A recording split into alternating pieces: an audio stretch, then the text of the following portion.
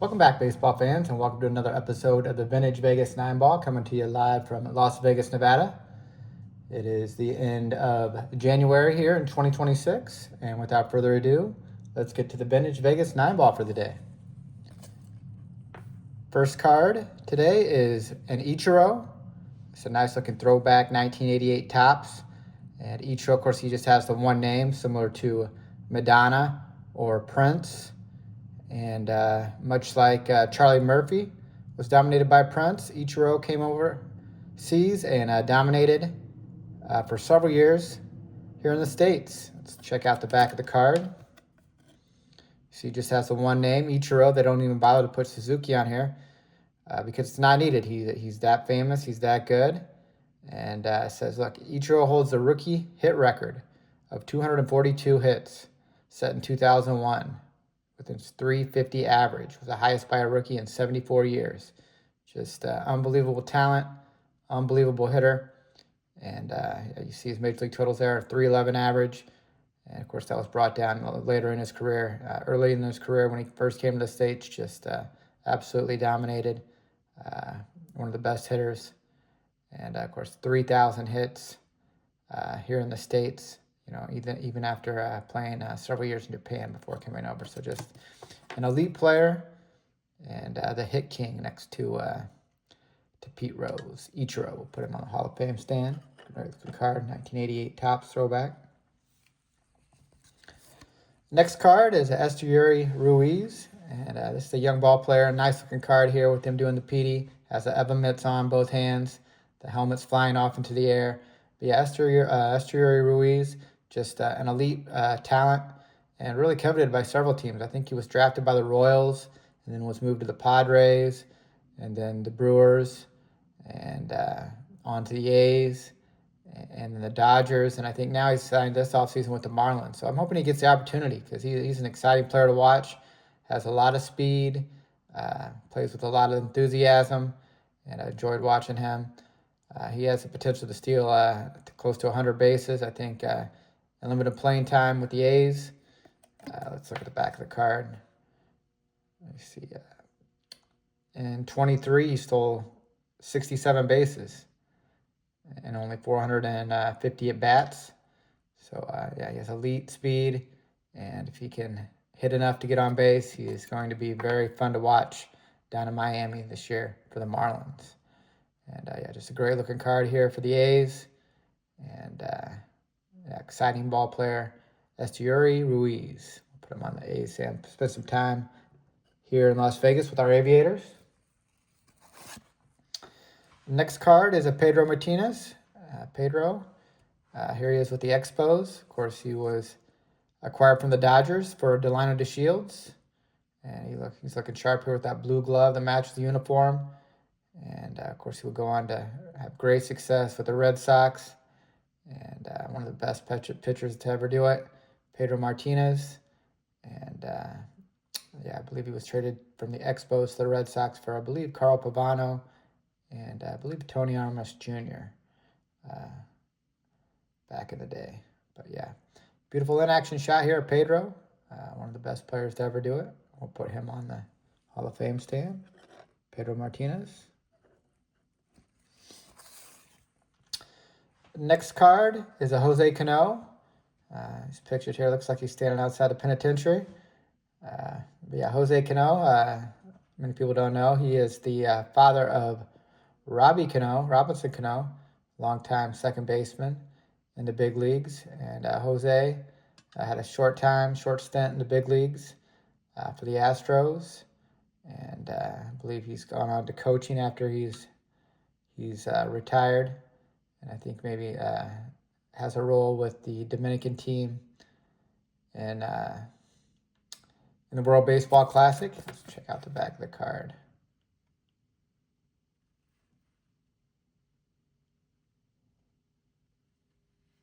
And not a whole lot of stats here. And didn't get that much of an opportunity in the big leagues. But yeah, went on to coach. And of course, he's famous, the famous father of, he's the father of the famous second baseman Robbie Cano, Jose Cano, little known pitcher in the big leagues. Next card is a Milkbone card. Here with McGwire, Mark McGwire. And he's pictured here with Ellis and Sam, his dogs here.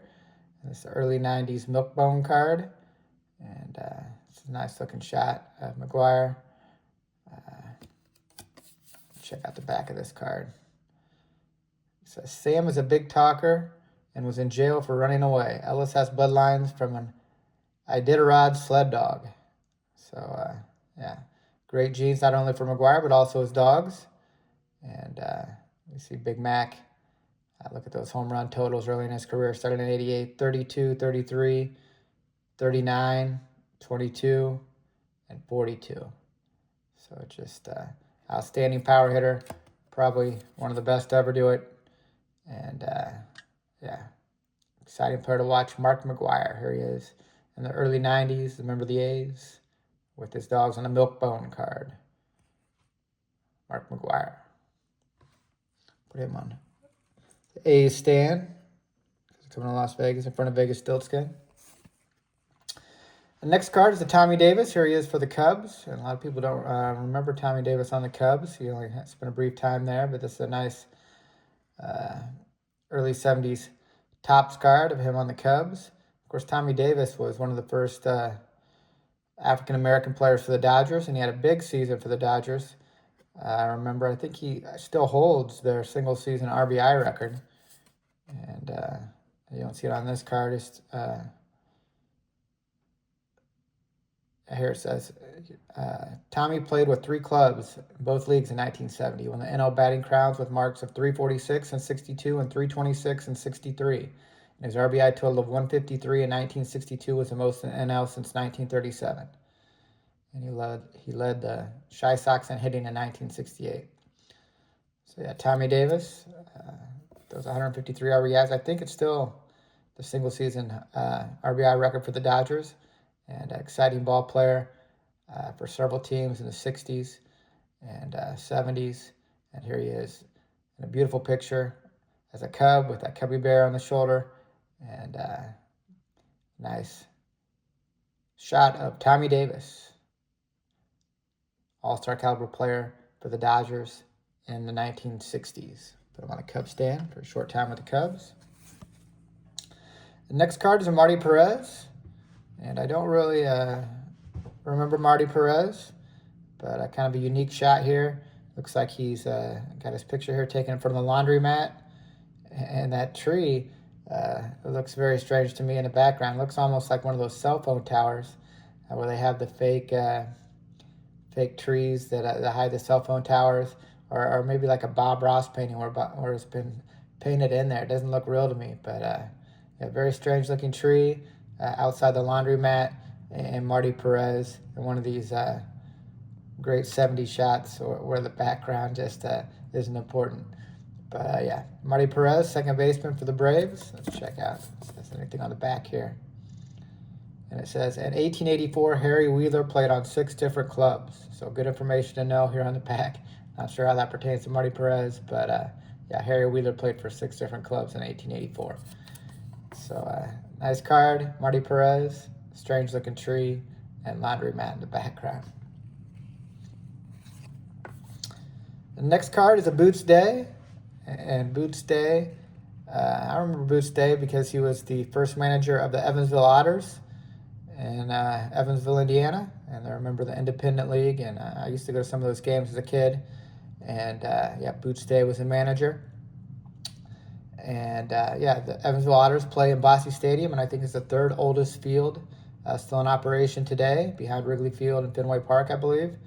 And yeah, that's where they filmed the movie A League of Their Own with Madonna and Rosie O'Donnell, and a movie about the women's baseball league during World War II. And yeah, Boots Day was their first manager of the Evansville Otters. That's an independent league team. They're still playing today in the Frontier League, I believe, in the Midwest. And here Boots Day is. What's strange about this card is he's not wearing a helmet. I remember in the early 70s, if you were grandfathered in, you didn't have to wear a helmet. A lot of players didn't wear helmets when they batted in those days. And Yeah, here Boots Day is kind of a strange looking card. Almost looks like the shortstop there in the background's not too happy with him. But yeah, great looking card. Got the chain link fence, got the batting cage behind the fence out there. Looks like a Candlestick Park, and just a great photo here of Boots Day without a helmet, running the bases for the Expos in the early 70s.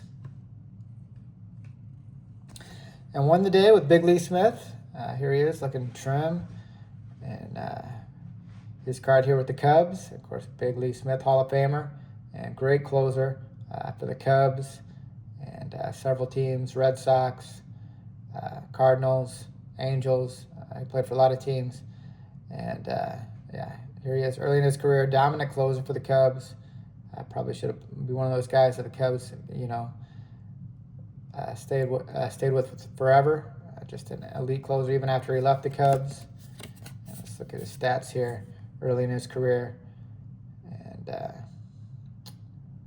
yeah, not too many saves in this opportunity. Looks like 1982 first year closing. He had 17 saves and 99 strikeouts in 117 innings. And did you know here at the bottom? Had 17 saves, stops on the club, and a 2.69 ERA. And was named Outstanding Basketball Player in Louisiana his senior season in high school. His hobbies include auto racing and drawing. So kind of a renaissance man there, Lee Smith. And here he is in the early 80s, looking trim and lean as the closer, at the beginning of his career as a closer for the Cubs. So that'll conclude the Vegas 9 for the day. I hope you enjoyed watching, and I hope you guys are all having a great start to the year. And take care, and God bless.